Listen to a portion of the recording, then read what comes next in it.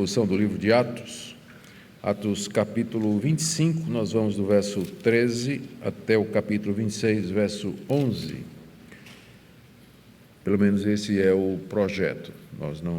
Eu não sei se eu terei condições, eu creio que eu nunca sei a diferença entre laringite e faringite. Eu sei que as duas são ruins. Então, eu estou com uma das duas ou as duas.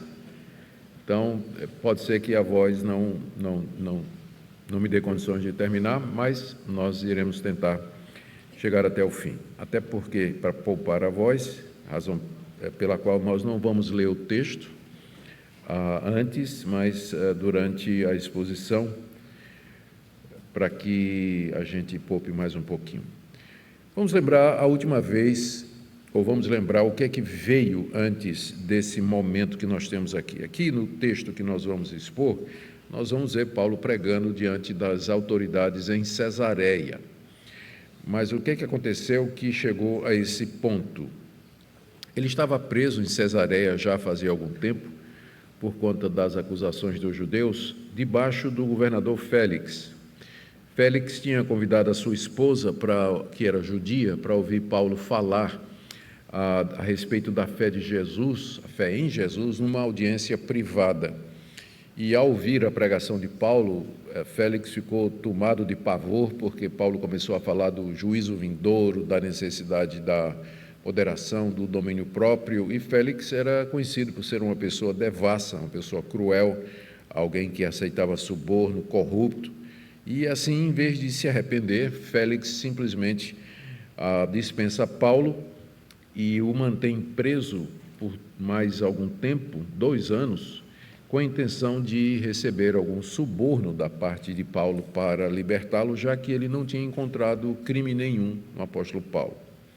Mas, depois de 2 anos, Félix foi substituído por outro governador, chamado Pórcio Festo, e Paulo continuou preso debaixo desse novo governador. Festo assume o cargo, viaja para Jerusalém. Lembra que ele era governador da Judéia e da Cilícia. Cilícia era a província romana onde Paulo tinha nascido, Tarso da Cilícia. Por isso que Paulo estava sendo julgado debaixo primeiro de Félix e agora de Festo, porque era a jurisdição deles. E aí, quando Festo assume, ele vai em Jerusalém conhecer ou se apresentar aos líderes judaicos, porque era de todo interesse dele manter os judeus satisfeitos, que eram conhecidos pelas muitas revoltas contra o Império Romano. E quando chega lá, o sinédrio todo, os sacerdotes, os principais líderes do povo judaico apresentam queixa contra o apóstolo Paulo e pedem para que ele seja condenado. E Festo diz que não é assim que se procedia de acordo com o processual romano de tribunais e acusações, uma vez que Paulo era um cidadão romano, e disse que se eles quisessem fosse lá em Cesareia para apresentar a sua queixa, que ele então julgaria o caso. O que ele fez dentro de 3 dias, rapidamente. E aí ele verificou que não era exatamente o que ele tinha pensado, que Paulo não era o criminoso que ele havia julgado, e então ele, desnorteado, porque não estava muito familiarizado com essas questões judaicas, ele pergunta a Paulo se Paulo não quer ir para Jerusalém e ser julgado lá. Paulo sabia que se fosse, ele seria emboscado no caminho. Então ele diz: eu apelo para César, eu não quero ir para Jerusalém, eu vou para Roma para ser julgado pelo imperador. E aí Festo é obrigado a fazer isso, porque era direito de Paulo como cidadão romano. E nós terminamos a última vez aqui. Paulo preso em Cesareia, debaixo do recém-empossado Festo, com um apelo para ir a Roma para ser julgado pelo imperador. Hoje nós vamos ver o que é que aconteceu enquanto Paulo aguardava o julgamento de César. Nós vamos ver primeiro a chegada do rei Agripa ali em Cesareia, e Festo apresenta o caso de Paulo a ele. Essa é a primeira parte da nossa exposição, que vai do verso 13 até o verso 22. Depois, Festo pede a opinião do rei Agripa sobre o assunto, porque ele não tem o que dizer, não tem o que escrever na hora de encaminhar Paulo, verso 23 a 27. Então, Agripa pede para ouvir e inquirir Paulo, o que acontece em breve, capítulo 26, de 1 a 11, onde Paulo tem o direito de se defender diante do rei Agripa. Então, é isso que nós veremos, são essas três partes da exposição. Queira Deus nos abençoar, nos iluminar, de maneira que sua palavra fale a cada um de nós de acordo com a necessidade. Então, em primeiro lugar, Festo apresenta o caso de Paulo ao rei Agripa. Vamos ler aí do verso 13 até o verso 22. Passado alguns dias, o rei Agripa e Berenice chegaram a Cesareia a fim de saudar Festo. Como se demorassem ali alguns dias, Festo expôs ao rei o caso de Paulo, dizendo: Félix deixou aqui preso certo homem, a respeito de quem os principais sacerdotes e os anciãos dos judeus apresentaram queixa quando estive em Jerusalém, pedindo que eu o condenasse. Eu lhes disse que não é costume dos romanos condenar quem quer que seja, sem que o acusado tenha presente os seus acusadores e possa defender-se da acusação. Assim, quando eles vieram para cá, sem demora nenhuma, no dia seguinte, assentando-me no tribunal, determinei que o homem fosse trazido. E levantando-se os acusadores, não mencionaram nenhum dos crimes que eu suspeitava. Traziam contra ele algumas questões referentes à sua própria religião, particularmente a certo morto chamado Jesus, que Paulo afirma estar vivo. Estando eu perplexo quanto ao modo de investigar essas coisas, perguntei-lhe se queria ir a Jerusalém para ali ser julgado a respeito disso. Mas, havendo Paulo apelado para que ficasse em custódia para o julgamento de César, ordenei que o acusado continuasse detido até que eu o enviasse a César. Então Agripa disse a Festo: Eu também gostaria de ouvir esse homem. Festo respondeu: Amanhã você poderá ouvi-lo. Bom, vamos começar perguntando quem é o rei Agripa, né? Esse aqui é o rei Agripa II. O rei Agripa I, pai dele, é aquele rei que mandou matar Tiago e prendeu Pedro, e depois foi morto de maneira fulminante por Deus e morreu comido de vermes, aqui mesmo em Cesareia, aqui mesmo na cidade de Cesareia. Na ocasião que o rei Agripa I foi morto por Deus dessa forma violenta, por conta da sua insolência e altivez, Agripa II, o filho dele, tinha 6, 7 anos, não podia assumir o trono. Então, passado algum tempo, o imperador o colocou no trono, substituindo seu pai, e lhe deu autoridade sobre diversas províncias, inclusive especialmente sobre a província da Judéia. Vocês têm que lembrar que depois que o rei Joaquim foi levado em cativeiro babilônico, 500 anos antes de Cristo, nunca mais um rei judeu legítimo tinha assentado no trono de Davi. Nunca mais. Quem assentou-se foi a dinastia de Herodes, que era meio judaica e idumeia, não era judeu puro, não era da descendência de Davi. Por isso que os judeus nunca gostaram desses reis. Mas eram os reis geralmente apontados pelo imperador, uma vez que Israel estava debaixo do domínio romano. Então, Agripa II é filho do Agripa I, que eu já mencionei, e tataraneto de Herodes o Grande, que tinha mandado matar as crianças lá na Judéia. Então, essa é a figura. Apesar de tudo, ele era considerado um homem piedoso, era um judeu praticante, conhecia muito bem os costumes judaicos, a religião do seu povo, né? Como eu disse, ele era em parte judeu, e ele estava sempre acompanhado dessa mulher que é chamada de Berenice, e ninguém sabe ao certo se era irmã ou a esposa dele. Tanto é que a maioria das traduções mantém o que está no original, rei Agripa e Berenice, enquanto que algumas se aventuram a traduzir sua esposa, como a nova tradução na linguagem de hoje, só que esposa não está no original, é uma interpretação. Por quê?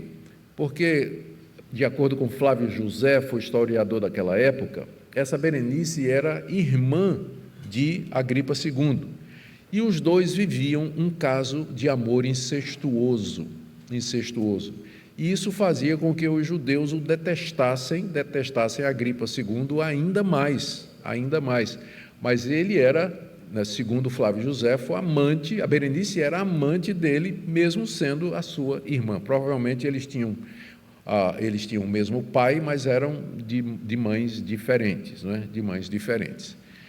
E tinham essa relação aí que era muito comentada, falada e que criava um problema para o rei. Mas onde ele ia, segundo Flávio Josefo, a Berenice ia também. E por isso que a tradução na linguagem de hoje colocou esposa, não é? E algumas outras preferem não traduzir ou até dizer irmã, que é o que era mais provável.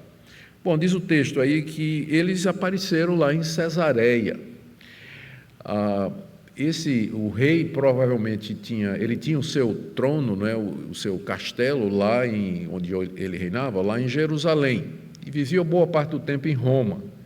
Cesareia era a sede da província da Judéia, sobre a qual ele tinha jurisdição como rei. Então, uma vez que ele soube que houve uma troca de governo, saiu Félix e entrou Festo, ele foi lá saudar Festo, cumprimentar e se inteirar dos assuntos da província, de o que é que estava acontecendo. Por isso que diz aí que demorou alguns dias. Passaram aí um tempo trocando figurinhas a respeito da administração da província, como é que iam as coisas. Festo era novo, era um romano, ele não tinha conhecimento das coisas judaicas, mas Agripa II tinha conhecimento dessas coisas judaicas. E passaram lá alguns dias e, inevitavelmente, o assunto de Paulo acabou chegando na pauta da conversa. Diz aí o verso 14 que, como eles se demoraram ali alguns dias, Festo expôs ao rei o caso de Paulo. E essa é a versão que Festo dá desse prisioneiro, né? Ele diz, primeiro, que esse prisioneiro foi um legado que foi deixado pelo governador anterior, Félix, no verso 14. Félix deixou aqui preso certo homem. E aí ele narra quando esteve em Jerusalém e todos os judeus apresentaram queixa contra Paulo, pedindo a morte dele. Está aí no verso 15. E aí Festo respondeu que não era costume dos romanos, não era assim que se procedia. Paulo era cidadão romano, os judeus queriam que Paulo fosse julgado ali em Jerusalém e que Festo o condenasse à morte. E Festo estava inocente de pai e mãe de que tinha um complô para matar Paulo em Jerusalém. Os judeus não disseram a Festo que a razão que eles queriam que Paulo fosse morto é que Paulo dizia que ele não somente dizia que Jesus era o Messias, que tinha ressuscitado dos mortos, mas que essa mensagem era para ser pregada aos pagãos, aos gentios e aos outros povos. E era isso que os judeus não aceitavam, que o Messias deles fosse para as outras nações. Eles criam que o Messias era somente para os descendentes de Abraão, e quem não fosse iria para o inferno. Então, a ideia de pregar a chegada do Messias para as nações, que era o que Paulo estava fazendo, deixava os judeus profundamente irritados, raivosos e cheios de um ódio mortal contra o apóstolo Paulo, especialmente quando eles perceberam que aonde Paulo chegava e pregava, judeus se convertiam e gentios também. Então, Paulo era considerado o inimigo público número 1. Quando os judeus viram que... Primeiro eles tentaram com Félix, não deu certo, né? Félix era muito político. Agora chegou um novo governador. Então, eles aproveitaram e refizeram as críticas e as acusações contra Paulo. Mas Festo, porque não conhecia bem aquela situação toda, ele preferiu usar o argumento do processual romano, dizer que Cesareia era a sede do governo, era lá que Paulo deveria ser julgado, se eles quisessem ir, que eles fossem. E, de fato, eles foram, né? E Festo diz aqui ao rei Agripa, quando eles vieram, estou no verso 17, no dia seguinte assentei-me no tribunal e determinei que o homem fosse trazido. O homem, não é? Mal sabia Festo que estava diante daquele homem que haveria de ser um dos autores mais influentes do mundo inteiro, cujos escritos haveriam de mudar o curso da humanidade, não é? Ele simplesmente se refere, trouxe o homem de maneira, como se fosse um Zé Ninguém, não tinha a menor ideia de quem era o apóstolo Paulo. e escutou os judeus acusando, verso 18, nenhuma das acusações era aquilo que Festo estava desconfiado. Lembrem que a Judéia era um caldeirão efervescente, que podia explodir a tampa a qualquer minuto. Os judeus eram conhecidos pelas revoluções, pelo surgimento de messias, de líderes zelosos que levavam a nação a se revoltar contra Roma, porque os judeus nunca aceitaram o domínio estrangeiro. Deus era o rei deles, e eles queriam ter um rei da linhagem de Davi. Por isso eles tinham dificuldade, qualquer coisa era motivo para uma revolução, uma revolta, uma sedição. Por isso, Festo, quando ouviu as acusações contra Paulo, ele disse: esse é provavelmente um desses revolucionários que está pronto aí para liderar uma revolta ou coisa dessa natureza. Mas aí, quando ele ouviu as acusações, não era nada disso. E aí ele ficou no vácuo, né? Ele não sabia exatamente o que fazer. Aí o que ele entendeu, olha o que é que ele entendeu daquela audiência, não é? Ele diz aí no verso 19, traziam contra ele algumas questões referentes à sua própria religião. Em primeiro lugar, ele não percebeu que tem uma diferença entre judaísmo e o ensino de Paulo, que poderia ser chamado de cristianismo já a essa altura. Então ele achava que era uma disputa interna dos judeus, era uma briga de dentre os judeus. Por exemplo, você tem aí uma denominação, vamos pegar os presbiterianos.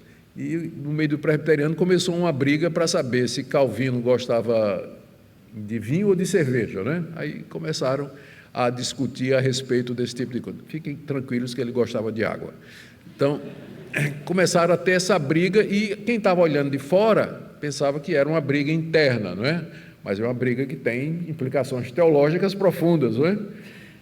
Mas era o caso de Festo. O que é que ele entendeu? Que era uma coisa lá dos judeus, era uma questão religiosa, e diz aí, ele entendeu o seguinte, e a questão era um certo morto, olha só, se refere a Jesus, um defunto, né? Um certo morto, chamado Jesus, era um nome bem comum naquela época, Jesus, que Paulo afirma estar vivo. Então foi isso que Festo entendeu, que a briga é porque o apóstolo Paulo, porque Paulo, esse homem, não é? Ele estava dizendo que tinha um defunto, que na verdade estava vivo, e os outros judeus não concordavam de maneira nenhuma com isso. Então ele pensou que a briga era essa, quer dizer, que era um problema interno. Todo mundo acreditava na ressurreição de mortos naquela época, com exceção dos saduceus. Então, isso aí não era o problema era que esse morto em particular não estava morto, segundo Paulo insistia, mas ele estava vivo. Foi isso que o governador Festo entendeu quando teve a primeira audiência. E como é que ele ia condenar uma pessoa por conta de convicção particular religiosa, né? Esse era o ponto, condenar um cidadão romano por isso. Ele não tinha entendido que era motivo. Aí, no verso 20, né, ele ficou perplexo sobre como ele ia conduzir, aí querendo mais informações, eu creio até que ele estava bem intencionado aqui, ele não sabia do complô preparado para matar o apóstolo Paulo, ele pergunta a Paulo, você quer ser julgado por mim em Jerusalém? Porque lá em Jerusalém você tinha um sinédrio, você tinha um povo judeu, e lá Festo teria mais condições de ter mais informações a respeito para poder decidir no caso do apóstolo Paulo, para chegar finalmente a um final, não é? Depois de tanto tempo, já fazia 2 anos que Paulo estava preso, aguardando um veredito, e não saía nada, então ele pensou que indo a Jerusalém resolveria. Mas Paulo sabia, vocês recordam quando nós fizemos essa exposição, por informação de um sobrinho dele, que havia um grupo de judeus que estava preparado para assaltá-lo no caminho de Cesareia para Jerusalém, está mais ou menos um dia de viagem, um pouco mais, e nesse caminho, esses judeus iam assaltar a comitiva e matar Paulo. Paulo sabia que isso estava sendo armado, por isso ele disse, não, eu apelo para César e apelo para que o Senhor me guarde aqui em custódia até me mandar para Roma para ser julgado pelo imperador.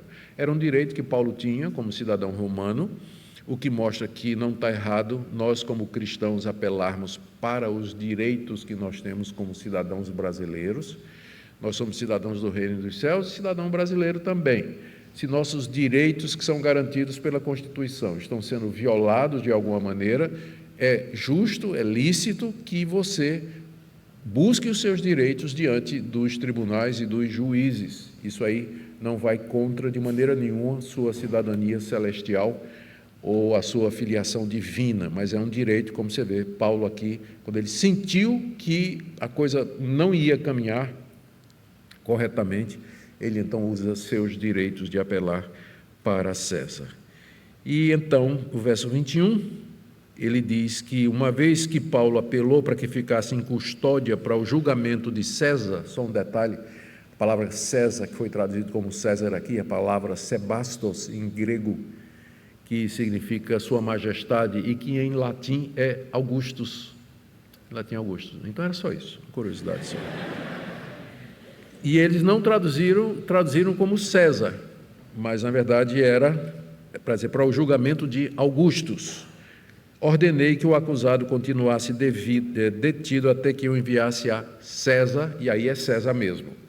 Então a nossa tradução, ela traduziu as duas palavras diferentes do mesmo jeito, como César, mas na primeira ocorrência do termo César aqui é a palavra Sebastos no grego, de onde vem o nosso Sebastião, né? Não sei se tem alguém aqui chamado Sebastião, mas que em latim é Augustus. Alguém já disse que Augustus não é nome, é título, né? Meu nome é Nicodemos, Augustus é só o título. Bom, o rei Agripa, quando ouviu a história de Paulo, ele ficou curioso porque ele era versado nessas coisas dos judeus. E aí ele disse a Festo, eu queria também ouvir esse homem. E Festo aproveitou porque Agripa era um especialista. E ele não tinha o que dizer a um imperador a respeito de Paulo, então disse, amanhã você vai ouvir. E aí nós entramos na segunda parte da nossa exposição, que é a preparação para a defesa de Paulo, a audiência de Paulo. Está aí do verso 23 até o verso 27. Vamos ler. De fato, no dia seguinte, vindo Agripa e Berenice com grande pompa, tendo eles entrado na sala de audiência, juntamente com oficiais superiores e homens eminentes da cidade, Paulo foi trazido por ordem de Festo. Então Festo disse, Rei Agripa e todos os senhores aqui presentes, vejam esse homem por causa de quem toda a multidão dos judeus recorreu a mim, tanto em Jerusalém como aqui, clamando que não convinha que ele vivesse mais. Porém, eu achei que ele não tinha feito nada que fosse passível de morte. Entretanto, tendo ele apelado para o imperador, resolvi mandá-lo para lá. No entanto, a respeito dele, nada tenho de mais concreto que eu possa escrever ao imperador. Por isso eu trouxe a presença dos senhores, especialmente a sua presença, ó rei Agripa, para que, feita a arguição, eu tenha alguma coisa que escrever. Porque não me parece razoável enviar um preso sem mencionar ao mesmo tempo as acusações que existem contra ele. Aqui nós vamos ver o apóstolo Paulo falando diante das autoridades, como Jesus havia dito, que os seus discípulos haveriam de comparecer diante de reis e autoridades para dar testemunho dele. E é o que vai acontecer aqui. Essa é a audiência mais seleta que Paulo teve no livro de Atos. Aqui você tem o rei dos judeus, o rei Agripa II. Você tem o governador da província da Judéia e da Cilícia, Festo. Você tem oficiais militares de alta patente, porque ali em Cesareia estavam estacionadas 5 coortes de legionários, que dariam mais ou menos 1.000 homens. Então você tem oficiais de alta patente e todos os homens e mulheres importantes da cidade. Cesareia não era uma cidade pequena ou sem valor, mas era a capital da província. Era uma cidade rica, era próspera. E toda a nobreza estava ali presente para escutar o caso do apóstolo Paulo. Paulo a única vez que vai superar esse momento é quando Paulo vai comparecer diante do imperador, do próprio imperador em Roma. Mas isso nós não temos relato no Novo Testamento. Dos relatos que nós temos de Paulo comparecendo diante de autoridades, esse momento aqui, é onde tem mais estrela, né? É onde tem mais medalha, gente graduada, gente da nobreza, é esse momento aqui. Como nós lemos aí no verso 23, no dia seguinte, vindo Agripa e Berenice, com grande pompa. E aqui é curioso, porque foi o pai de Agripa II, tinha morrido ali em Cesareia, porque ele tinha se vestido de roupas esplêndidas e começou a falar como se fosse Deus, e o povo disse: é a voz de Deus, é a voz de Deus, e Deus fulminou ele por conta da sua arrogância e por ter matado Tiago e prendido Pedro. E agora o filho dele, na mesma cidade, comparece a uma cerimônia que tem a ver com o cristianismo, vestido de gala, com toda a pompa, né? Percebam aí a semelhança. Só que dessa vez a misericórdia de Deus prevaleceu. Ele vai ouvir o evangelho que poderia mudar completamente a sua vida. Os dois, Agripa e Berenice, entram juntos na sala da audiência, junto com oficiais superiores, oficiais de alta patente, e homens eminentes da cidade, naturalmente com suas esposas também. E então Paulo foi trazido por ordem de Festo, armado o tribunal, não era nem um tribunal, era uma audiência. Paulo é então trazido ali.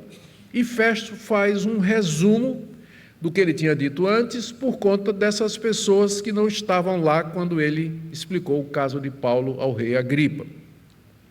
Então ele aponta para Paulo e diz: Rei Agripa e todos os senhores, vejam esse homem. Todos os judeus estão pedindo que ele morra, estão dizendo que não convém que ele viva, mas eu não achei que ele fez nada passível de morte. Não fez nada passível de morte. Aqui é talvez o ponto que eu devia parar e lembrar vocês que uma das razões pelas quais o livro de Atos foi escrito foi para mostrar, ou foi uma defesa, não só do apóstolo Paulo. Lembra que o livro de Atos termina com Paulo preso em Roma. Então alguns acham que Lucas escreveu Atos como uma apologia para Paulo quando ele fosse se apresentar ao imperador, ou que servisse de base para informar o tribunal disso aí. E um dos argumentos de Lucas, do livro de Atos, é que as próprias autoridades romanas nunca acharam culpa nenhuma nos cristãos. Todas as vezes que os cristãos são levados diante de autoridades romanas, eles dizem: mas eu não estou vendo nada errado aqui. Que crime cometeu? O que é que aconteceu? Aconteceu isso lá em Éfeso, aconteceu isso a primeira vez quando Paulo se defende diante de Cláudio Lísias, tanto é que Cláudio Lísias o leva para Félix. Aconteceu diante de Félix e Drusila, a esposa dele que era judia, e vai acontecer aqui também. Festo diz: eu não sei porque é que esse homem está aqui, eu não vi nele nada demais. Se ele não tivesse, olha só, se ele não tivesse apelado para o imperador, eu poderia ter soltado ele. A gente não sabe, né? Mas ele está diante do rei, não é? E está dizendo: olha, eu teria soltado o cidadão se ele não tivesse apelado para César. Um dos objetivos do livro de Atos, eu creio, é exatamente esse: para mostrar que os cristãos, desde o início, foram reconhecidos pelas próprias autoridades romanas como não tendo culpa. Quem começou a perseguir os cristãos foi Nero, acusando os cristãos de Roma de terem incendiado a cidade, quando todo mundo sabia que foi Nero mesmo que tinha incendiado a cidade e colocou a culpa nos cristãos. E foi nessa primeira perseguição que Paulo morreu, que Pedro morreu, e centenas de milhares de cristãos morreram também. Não no Coliseu, como algumas pessoas pensam, porque o Coliseu só foi construído nos anos 80 e a perseguição de Nero é nos anos 60. Mas nas arenas que haviam naquela época, pequenas, onde havia espetáculos de leões, de gladiadores e assim por diante. Então, de acordo com o livro de Atos, os cristãos eram inocentes de todas as acusações que os judeus faziam contra eles, da boca do próprio Félix, Festo e do próprio Pilatos, não é? Lembra que Lucas escreveu também um evangelho onde Pilatos diz: eu não vejo nesse homem crime nenhum. E assim foi desde o início. Mas, quando o mundo e Satanás se levantam contra a igreja, eles não precisam de pretexto, qualquer coisa serve. Por isso que eu sempre digo, sem a gente fazer nada, o mundo já vai chamar a gente de doido e vai nos considerar como uma praga, como ruins para a sociedade, impedidores do avanço, místicos, fundamentalistas, crédulos, supersticiosos, avessos a toda evolução da tecnologia, da ciência e do conhecimento. O mundo não precisa de argumento para vir contra a igreja. Apesar disso, a gente ainda dá argumento para eles, não é verdade? Com o nosso comportamento, com os escândalos, com nossa mistura com a política, com posições de determinadas pessoas que se passam por evangélico. Você vai lá nos stories do Instagram, por exemplo, de vez em quando aparece lá, não sei quem de vocês já viu, o cidadão lá, o anjo que Deus manda para ver se está tudo bem nas igrejas, né? E ele chega lá, fica olhando o que é que está acontecendo. Eu morro de rir com aquilo ali, morro de rir. Mas é verdade, isso mesmo que acontece.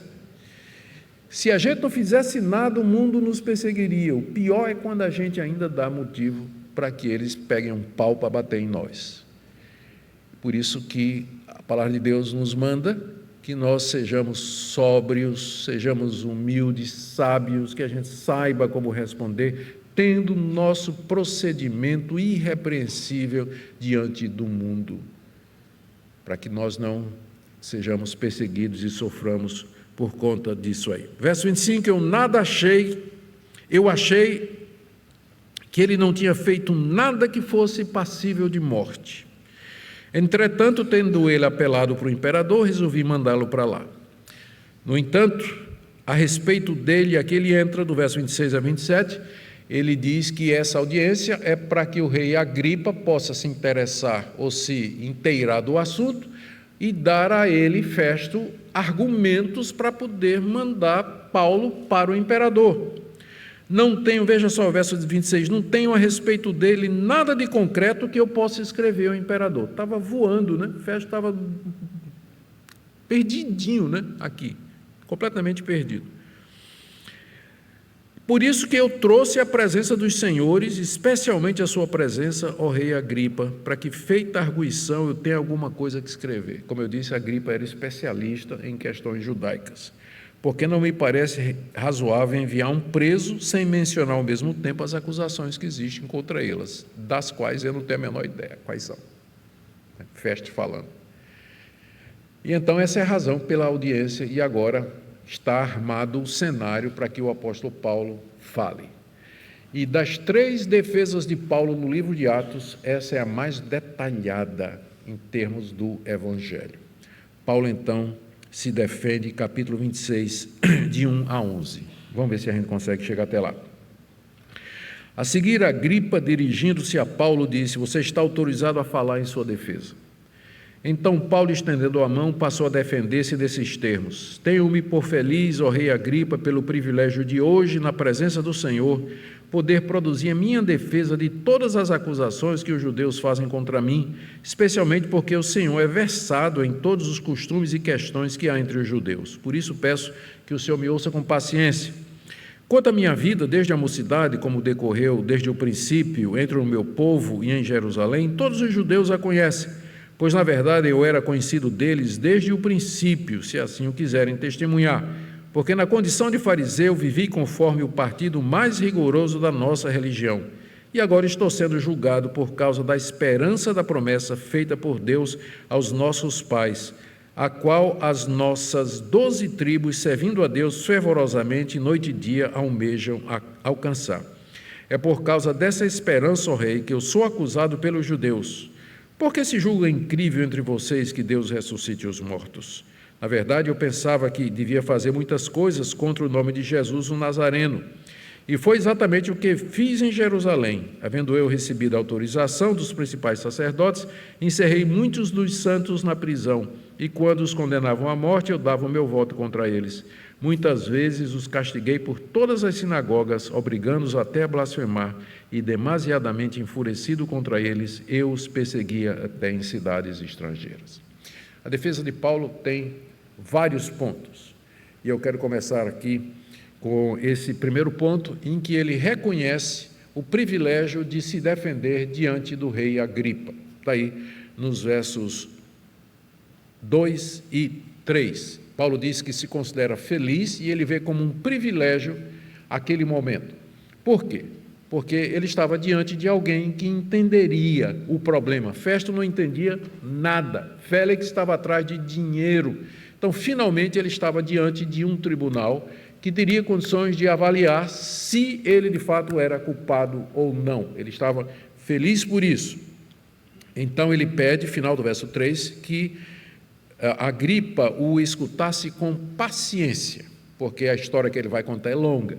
Vocês estão lembrados que isso aqui que nós temos no livro de Atos, essas defesas, elas são resumos feitos por Lucas, porque você viu que eu li isso aqui em menos de 1 minuto. Imagina se Paulo se defendeu só esse tempo. Né?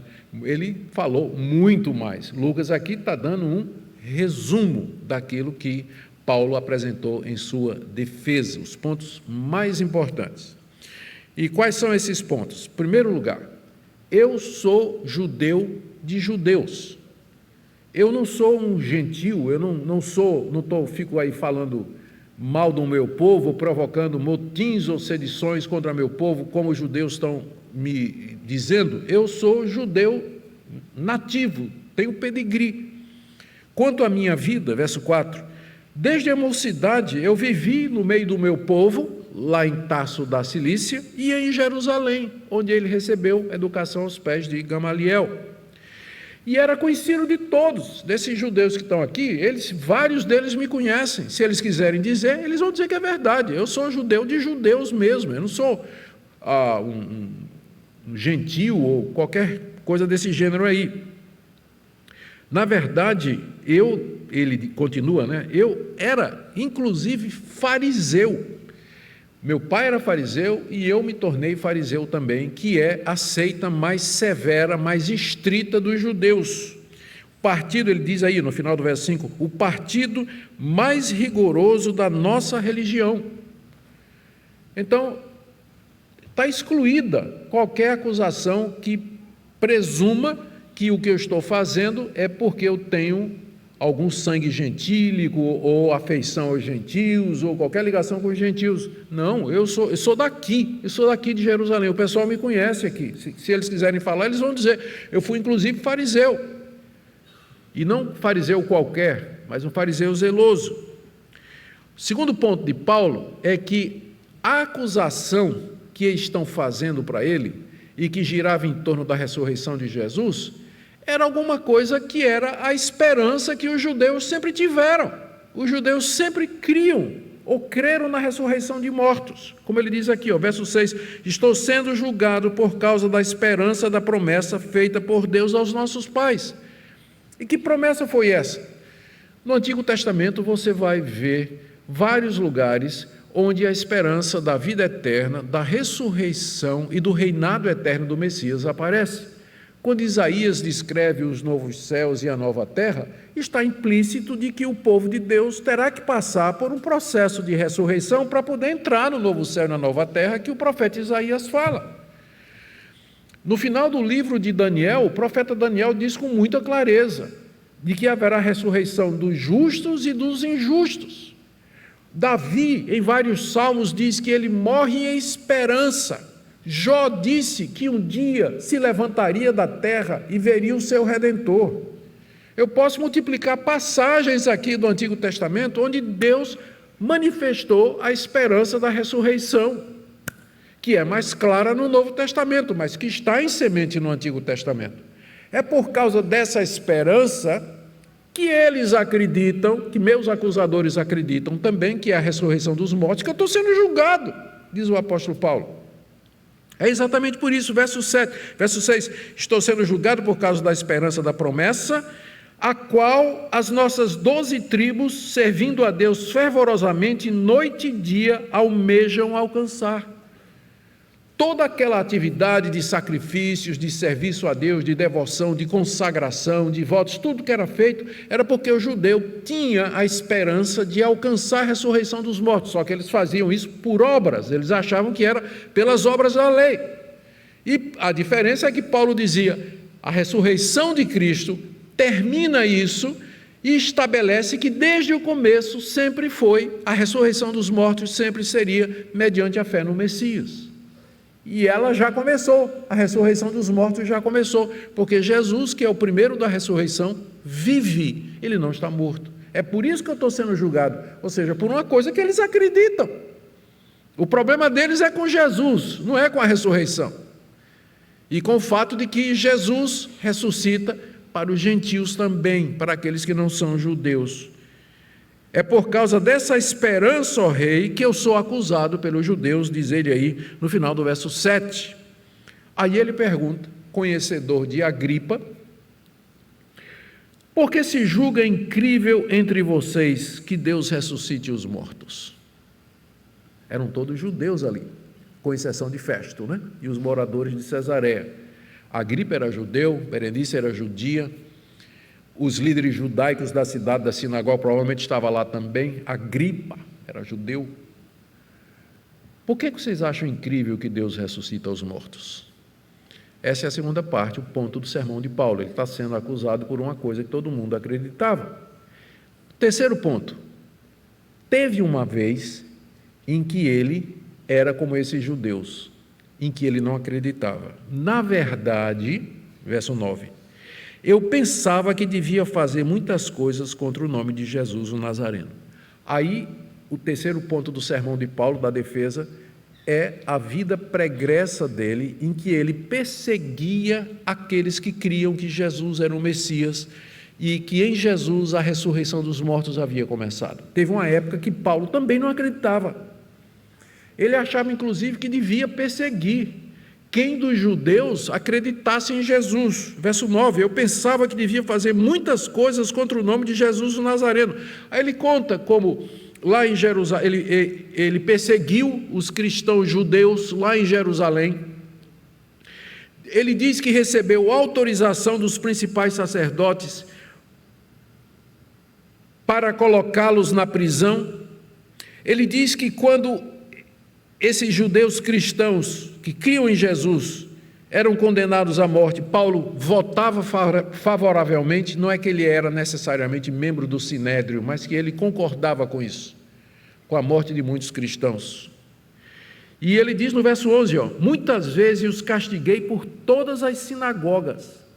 Os primeiros cristãos judeus lá de Jerusalém, quando eles se converteram, eles se reuniam nas suas próprias igrejas, mas eles continuavam a frequentar as sinagogas. Paulo entrava nas sinagogas, descobria quem era cristão, quem era judeu cristão, arrastava para fora da sinagoga e levava preso.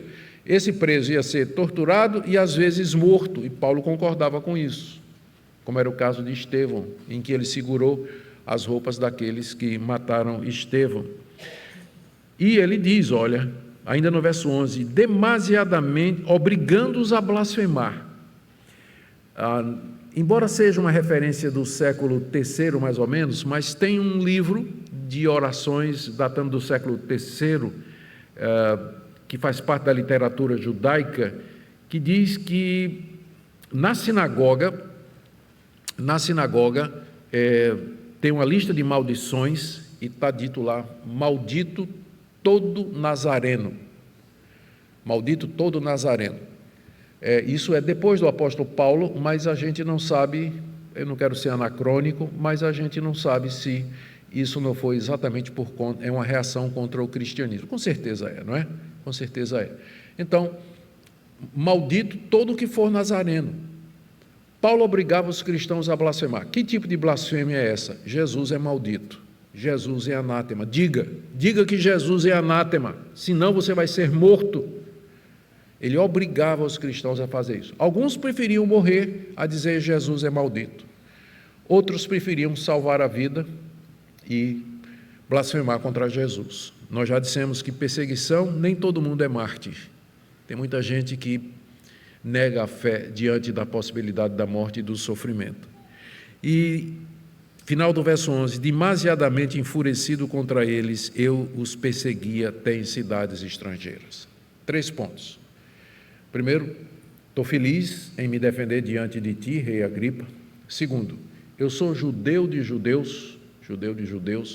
Terceiro, eu estou sendo perseguido por uma coisa que os próprios judeus acreditam, que é a ressurreição de mortos, porque eu estou afirmando que Jesus vive. 4º ponto, aí ele vai contar a experiência da conversão dele, que nós veremos daqui a 2 segundas-feiras, se Deus permitir, que é o último ponto do sermão do apóstolo Paulo, com um apelo, né? Um apelo. E nós vamos ver a reação das autoridades diante da palavra desse homem. Como é que você reagiria diante de tudo isso? Deixe-me terminar com algumas aplicações para nós. O que é que essa passagem tão rica ela pode nos dizer? Primeiro, já falei, quando você estudar o livro de Atos, lembre desse ponto, que uma das razões pelas quais ele foi escrito foi para instruir Teófilo. Lembra lá do início de Lucas? Que era uma obra só, né? Lucas, Atos, uma obra só. Então, no Evangelho, Lucas começa dizendo: escrevi essa obra, excelentíssimo Teófilo. Excelentíssimo era um título que era usado para as autoridades romanas, o que reforça nosso ponto, que através do excelentíssimo Teófilo, Lucas faria chegar a defesa do cristianismo e de Paulo nas mãos das autoridades. Então, quando você ler o livro de Atos, lembre desse aspecto, não é? De que, desde o início, o cristianismo foi perseguido e que não está errado nós apresentarmos uma defesa da nossa fé. O que nós cremos, por que nós cremos e por que as acusações contra nós elas não são verdadeiras. Segunda coisa, veja como alguém pode estar sinceramente enganado. Paulo admite, ele perseguia os cristãos, ele pensava que estava fazendo um favor a Deus e ele o tempo todo achava que estava certo. Veja que o que salva não é sinceridade, porque se sinceridade salvasse, Saulo teria sido salvo, mas o que salva é a verdade. Ele estava sinceramente equivocado e o inferno está cheio de gente sincera, porque o que salva é a verdade. Se você crê no erro, o erro não vai salvar você. A fé em si, ela não salva, ela é a mão que se levanta para receber a verdade. Se a fé abraçar o erro, você vai ser condenado juntamente com o erro. Mas perceba como alguém pode ser sincero, mas errado na figura do apóstolo Paulo. Por isso, examine o seu coração. Por isso que a Bíblia é cheia de exortações, para que você verifique seu coração, examine as bases da sua fé. Por que você crê que você é cristão? Por que você acha que você vai ser salvo? Por que você quer seguir a Jesus? Então, não custa nada, constantemente, frequentemente, a gente fazer um levantamento, uma sondagem do nosso coração, porque enganoso é o coração mais do que todas as coisas. Terceiro, note que uma coisa muito importante para nós também. Jesus, a sua obra, sua morte e a sua ressurreição estavam previstos e profetizados nas Escrituras de Israel. É isso que Paulo está afirmando aqui, que a crença dele na ressurreição de mortos está baseada nas Escrituras judaicas, que os judeus tinham, como ele tinha também, e que ele tinha estudado como fariseu. Então, o cristianismo não é uma religião que surgiu independente do que Deus já tinha revelado, mas é a extensão, a continuação e a consumação da revelação que tem no Antigo Testamento. Existe uma relação orgânica entre o Antigo Testamento e o Novo. Por isso que é importante você estudar o Antigo Testamento, porque Deus nos revelou uma história, e é uma história longa, que começa lá em Gênesis e termina em Apocalipse, e é um todo integrado, que se expressa através de uma evolução, de um crescendo, até a consumação do livro de Apocalipse. Outra coisa, veja como Deus usou a prisão de Paulo para que o evangelho chegasse a pessoas que de outra maneira nunca escutariam. Quando o rei Agripa II haveria de escutar um cristão? e Festo, e todas as autoridades de Cesareia. Será que eles iriam num culto lá de Cesareia? Talvez tivesse um culto lá, porque lembra, foi lá que Cornélio se converteu. Tinha cristãos em Cesareia. Não foi a cidade onde Cornélio se converteu? Não foi lá que Pedro tinha pregado? Com certeza tinha uma igreja lá. Mas o rei Agripa iria lá na igreja de Cornélio ouvir o evangelho? Festo iria lá ouvir aqueles militares e todas as autoridades civis? Não. Eles não iriam na igreja de Cornélio para escutar o evangelho. Se Cornélio ainda morasse lá, né? Porque como oficial romano, ele mudava de estação com muita frequência. Mas Deus tinha outras maneiras para alcançar essas pessoas. E foi a maneira que a gente não pensaria. Ele prendeu o apóstolo dos gentios. Deixou Paulo preso 2 anos. A gente poderia pensar, mas Deus, que plano estranho o Senhor tem. Mas pensa bem, nesses 2 anos, a quantas autoridades e reis o apóstolo Paulo não falou? Ele escreveu as epístolas da prisão, Efésios, Colossenses, Filemão, Filipenses, ele escreveu dali. É uma teoria, não é? A outra teoria que ele escreveu da prisão de Roma, mas é possível que tenha sido escrito de Cesareia também. Outra possibilidade é Éfeso, alguns dizem, mas eu não creio. Sou mais entre Cesareia e Roma. Deus usou a prisão de Paulo para fazer um bem que ele não poderia ter feito se ele tivesse solto. Por isso, antes de você reclamar da vida, das aflições, do sofrimento, olhe se Deus não tem um propósito maior. Procure ver a mão de Deus em cada coisa que lhe acontece, que lhe parece contraditória contra você, que vem tirar sua paz, que vem lhe angustiar.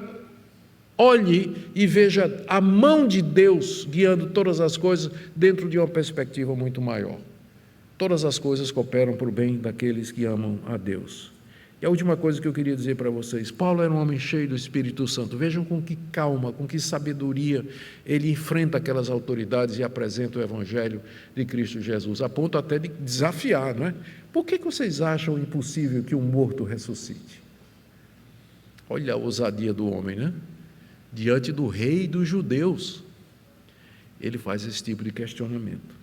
Paulo era cheio do Espírito Santo, que lhe dava calma, sabedoria, autoridade e coragem para testificar de Cristo. E que esse mesmo Espírito encha a sua igreja no Brasil, para que, se vierem tempos difíceis, nós tenhamos coragem para nos levantar e testemunhar daquele que foi crucificado, mas vive. Amém?